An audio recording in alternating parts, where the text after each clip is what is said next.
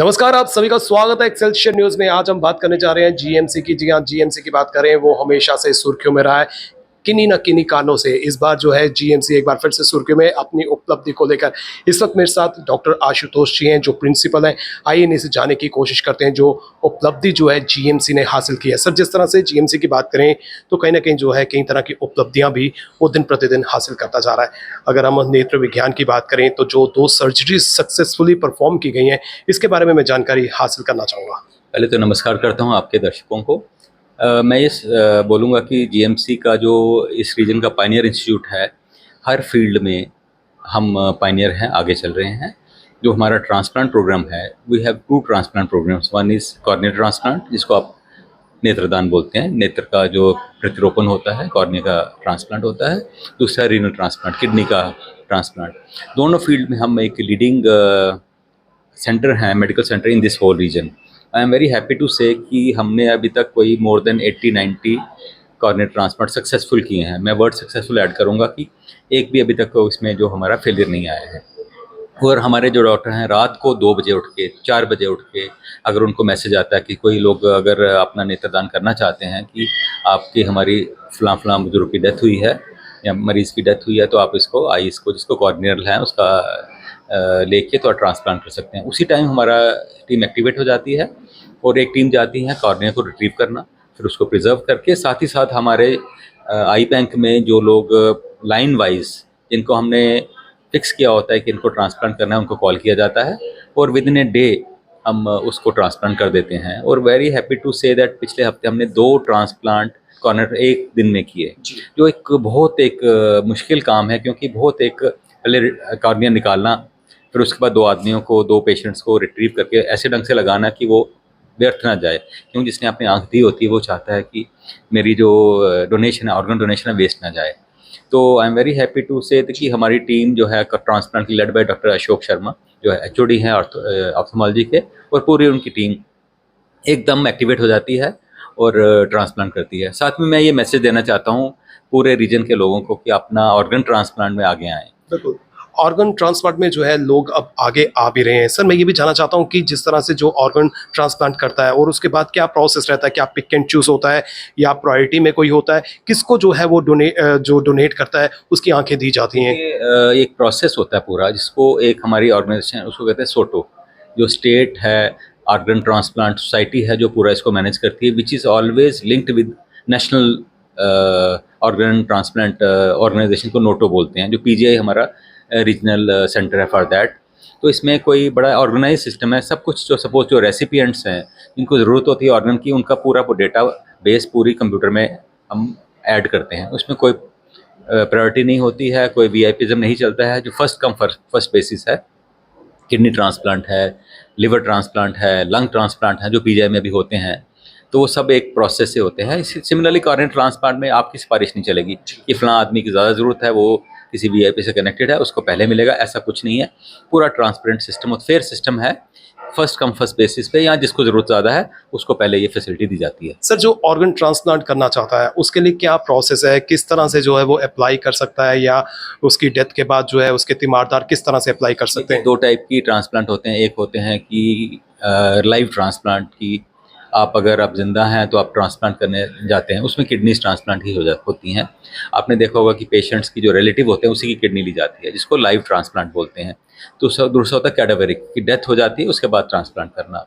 अगर घर में डेथ होती है तो सिर्फ हम आँखों का ही, कॉर्निया ही ले पाते हैं।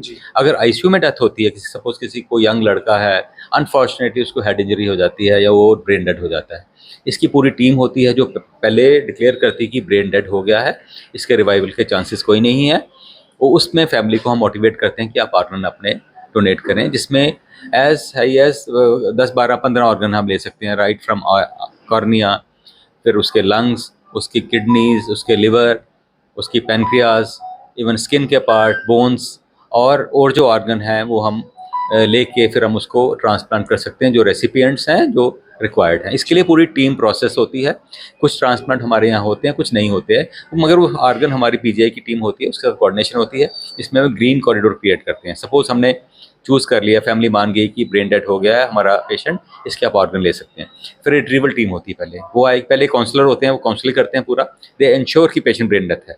It is signed by specialist from various sections.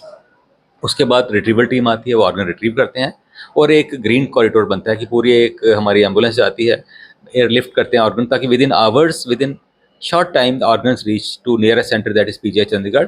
उन्होंने तब तक रेसिपिएंट्स तैयार किए होते हैं, दे इमीडिएटली कम देयर, और एक टाइम पे 5 या 6 टाइम के ऑपरेशन चलते हैं।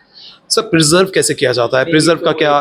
टेक्निकल एस्पेक्ट है ये, beyond the scope of this discussion है। उसमें अलग अलग प्रिजर्वेटिव्स होते हैं, मे बी कोल्ड टेम्परेचर हो या कुछ केमिकल्स हों, वो एक टोटली टेक्निकल इशू है, but there are methods for that. Sir हमने अक्सर देखा है कई लोग जो है एग्री होते हैं, जैसे फॉर एग्जांपल मैं एग्री करता हूं कि मैं जब मेरी डेथ होगी तो मैं अपनी आई डोनेट करूंगा, बाद में फैमिली मेंबर्स जो है वो डिनाई कर देते हैं, तो क्या इस तरह की चुनौतियां भी आती हैं? डेफिनेटली देखिए, एक इमोशंस बहुत बड़ा रोल प्ले करती हैं। सपोज मैं कहता हूँ कि मैं ऑर्गन डोनेट करता हूँ, मैं कार्ड भर के रख देता हूँ, कल सपोज मेरा एक्सीडेंट हो जाता है, मैं ब्रेन डेड आईसीयू में पड़ा हूँ, तो then my family takes over. उनकी फिर एक्सेप्टेंस भी बड़ी ज़रूरी है, उसमें इमोशंस होती हैं। फैमिली कहती है जी क्या पता ये वापस आ जाए, ब्रेन डेड है तो सही है, लेकिन उसमें आपको वो that body is not our property, that is property of the patients as per law. कुछ कंट्रीज हैं, स्पेन में, दैट जो ब्रेन डेड है that becomes property of the nation, उसमें फिर ऑर्गन रिट्रीव कर सकते हो। हमारी कंट्री में ऐसा कोई लॉ नहीं है, तो हमें पेशेंट्स की, अटेंडेंट्स की, जो है फैमिली मेम्बर्स की विशेस पे ही जाना पड़ता है। तो आप अपील क्या करना चाहते हैं जितने भी व्यूअर्स आपको देख रहे हैं, ताकि वो भी ज़्यादा से ज़्यादा जो है इस नेक काम में आगे आएँ? देखिए, ऑर्गन रिट्रीवल जो है, ऑर्गन डोनेशन है, एक बहुत एक पेचीदा सब्जेक्ट है। मैं बहुत अनफॉर्चुनेटली आज जब से प्रिंसिपल बना हूँ, तो काफ़ी मरीज़ देखता हूँ जो अनफॉर्चुनेटली यंग होते हैं, रोड ट्रैफिक एक्सीडेंट हो जाता है या स्ट्रोक हो जाता है, जो ब्रेन डेड हो जाते हैं। हम डिक्लेयर भी करते हैं ब्रेन डेड। उसमें जो फैमिली मेम्बर्स की इमोशंस अगर कंट्रोल करके चाहते हैं कि उनका जो फैमिली मेम्बर है आपकी मरने के बाद भी जिए, तो this is the only way. तो इसमें यही कहता हूँ कि आगे आएँ। मैं मानता हूँ बहुत दुख भरा टाइम होता है, पॉसिबल नहीं होता उस टाइम इमोशंस कंट्रोल करना। अगर वाइफ कहती है मैं करना चाहती हूँ, बेटा नहीं अलाउ करेगा, वाइस वर्सा, या उसके पेरेंट्स नहीं करेंगे, तो हमारी सोसाइटी में मैसेज आना चाहिए कि अगर ब्रेन डेड है तो trust the doctor. If you want कि वो पेशेंट है मरने के बाद भी जिए, देन डोनेट हिज और हर ऑर्गन्स। बिल्कुल, हम सबको जो है डोनेट करना चाहिए। डॉक्टर साहब, जिस तरह से ये सक्सेसफुली आपने सर्जरीज जो है यहाँ पर जिसको अंजाम दिया, मैं आपसे भी जानना चाहता हूँ कि क्या संभावना रहती है कोई रिएक्शन होने की?